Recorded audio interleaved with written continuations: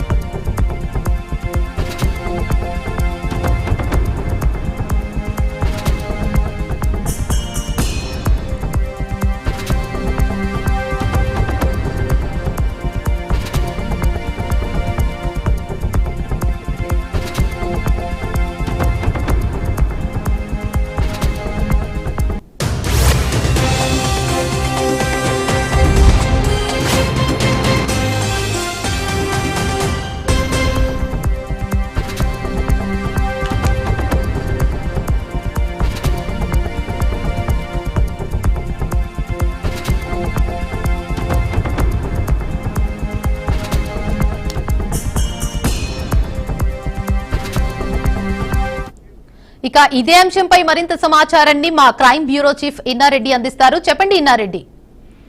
దేవిక, నిన్న ఎప్పుడైతే కర్నూలు ఘటన ఘోర ఘటన జరిగిన విషయం మానవక ముందే ఆ రక్తం మరకలు ఇంకా ఆరక ముందే మరో ఘటన చోటు చేసుకోవడానికి నిజంగా చాలా దారుణమైన విషయం. నిన్న సాయంత్రం స్కూల్ పిల్లలు తీసుకెళ్తున్న బస్సు చెరుగట్ట మీద వెళ్తున్న సమయంలో అదుపు తప్పి ప్రమాదం నిలబడిందని కూడా తెలుస్తా ఉంది.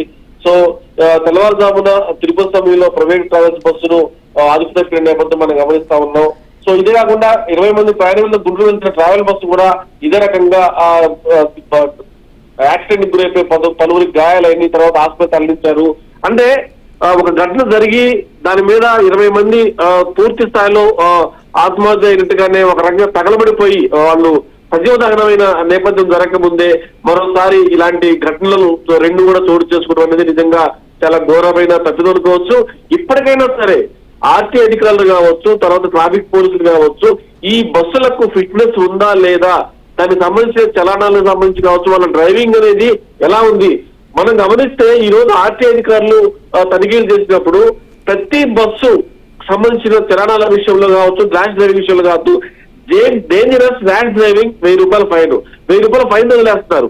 కానీ డేంజరస్ ర్యాష్ డ్రైవింగ్ అనుకున్నప్పుడు అలాంటి వాళ్ళ మీద చర్యలు తీసుకోకపోవడం వల్లే వీళ్ళ డ్రైవింగ్ అనేది సరిగా లేక, డ్రైవర్లకు సరైన క్వాలిఫికేషన్ లేక ఇలాంటి ఘటనలు చోటు చేసుకున్నాయి. నిన్న ఘటన జరిగిన తర్వాత మరోసారి మళ్ళీ అట్లాంటి ఘటనలు రిపీట్ అవుతున్నాయంటే వాళ్ళ యొక్క డ్రైవింగ్ అంత నిర్లక్ష్యం తెలుసుకోవచ్చు.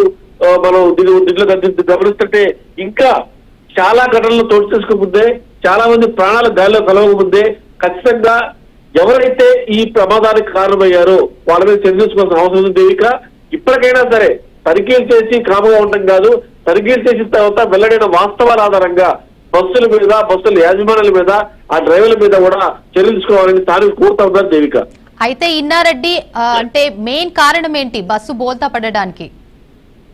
అయితే ప్రధానమైన కారణం సరైన డ్రైవింగ్ చేయకుండా నిర్లక్ష్యంగా డ్రైవ్ చేయడం అనేది మాత్రం చాలా స్పష్టంగా అర్థమవుతా ఉంది. అన్ని బస్సులు సమయంగా పోతున్నాయి, అన్ని వాహనాలు సమయంగా పోతున్నాయి. ఈ ఒక్క బస్సు ఎందుకు బోల్తా పడింది అంటే బస్సులో ఫిట్నెస్ లేకుండా ఉండాలి, లేదా అతను నిర్లక్ష్యంగా డ్రైవింగ్ చేసి ఉండాలి.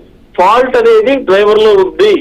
సో ఖచ్చితంగా అతను నిర్లక్ష్య ధోరణితో డ్రైవింగ్ చేయటం వల్లనే ఈ ప్రమాదం చోటు చేసుకుని చెప్పడం కూడా ప్రాథమిక దర్యాప్తు వెల్లడైంది. ఖచ్చితంగా ఇలాంటి ఘటనలు ఇప్పుడు నిన్న జరిగిన ఘటన మరొక ముందే మళ్ళీ ఇలాంటి ఘటనలు జరుగుతున్నాయంటే మాత్రం మరి ఇప్పటికైనా సరే ఖచ్చితంగా ఈ పెద్దమరిపేట సమీపంలో బోల్తపడ్డ బస్సు వ్యవహారంలో 20 మంది ప్రయాణికులు తీవ్ర గాయాలైన ఎవరు చనిపోలేదు కాబట్టి ఇప్పటికైనా సరే అధికార యంత్రాంగం స్పందించి కఠిన చర్యలు తీసుకుంటే మరోసారి ఇలాంటి ఘటనలు జరిగే అవకాశం లేదు దేవక. ప్రయాణికుల పరిస్థితి ఏంటి ఇప్పుడు ప్రస్తుతం? ప్రస్తుతం మాత్రం దేవిక ఈ ఘటనకు సంబంధించి ప్రయాణికులు సురక్షితంగానే ఉన్నారు. కొంతమందికి ఏదో గాయాలతోటి బయటపడడం తెలుస్తా ఉంది. ఒక రకంగా సేఫ్ జోన్ లో ఉన్నట్టే, అంటే ఎవరు కూడా చనిపోయిన పరిస్థితి లేకపోతే తీవ్ర గాయాలు లాంటివి అయితే తగలలేదు. ఆ పడిన విధానం కూడా లోయలు లాంటి మీద పడి ఉంటే మొత్తం చనిపోయేట వాళ్ళు. అది లోయ కాదు కాబట్టి జస్ట్ గుంతలాగానే ఉంది, రోడ్డు పక్కన అది స్కిప్ అయి పడ్డట్టుగా ఉంది కాబట్టి అది డ్రైవర్ నిర్లక్ష్యం జరిగింది. మొత్తం మీద ప్రాణాలతో బయటపడ్డారు.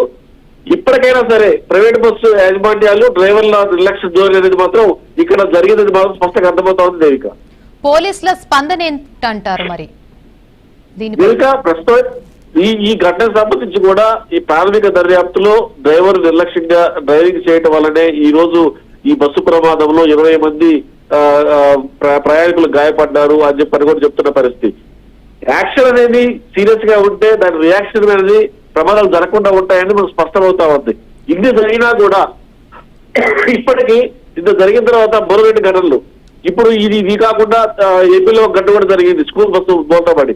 సో ఇట్లాంటి ఘటనలు జరుగుతా ఉన్నాయి కాబట్టి ఇప్పుడు ఏదో నామగా వస్తే కేసు నమోదు చేయడం కాకుండా ఆ బస్సు ఏంటి, బస్సు డ్రైవర్ ఎవరు, దాని యాజమాన్యం ఎవరు, దాని ఫిట్నెస్ ఏంటి, ఆ డ్రైవర్ కి నిజంగానే ఎలిజిబుల్ డ్రైవరా లేదా, గతంలో అతని యొక్క డ్రైవింగ్ కెపాసిటీ ఏంటి, ఈ ప్రమాదాల కారణాలు ఏంటి అన్నింటినీ విశ్లేషించి అక్కడ మెయిన్ కారణం అంటే దేని వల్ల జరిగింది, ఆ కారణం అనేది బస్సు ఫిట్నెస్ డ్రైవర్ నిర్లక్ష్యమా లేకపోతే మరేదే కారణం కనుక్కోవడం చేస్తే ఖచ్చితంగా మరోసారి ప్రమాదం జరగకుండా ఉండే అవకాశం ఉంది. ఇప్పటికైతే మాత్రం ప్రయాణికులు సురక్షితంగానే ఉన్నారు.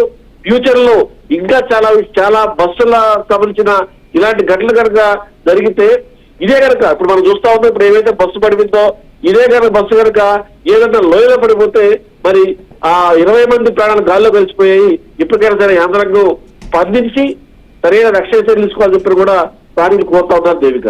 Right, thank you for the update Inna Reddy.